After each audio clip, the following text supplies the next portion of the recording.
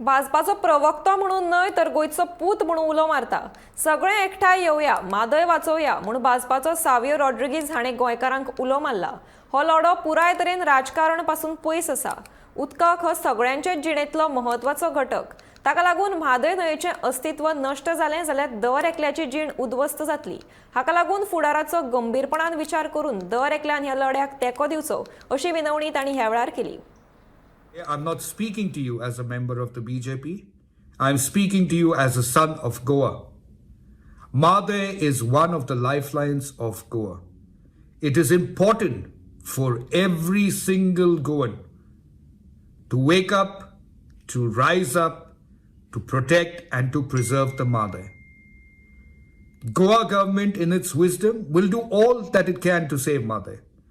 But it's also important for the people to take the responsibility to show the rest of the country that our resources, whether they are water or land, will not be sacrificed. It is important for every single Goan to realize that the Mhadei River is not about politics. It's about the future of our children. So I encourage every single Goan to rise up and join the movement. Save Mhadei, save Goa, because that's the legacy we will leave for our children.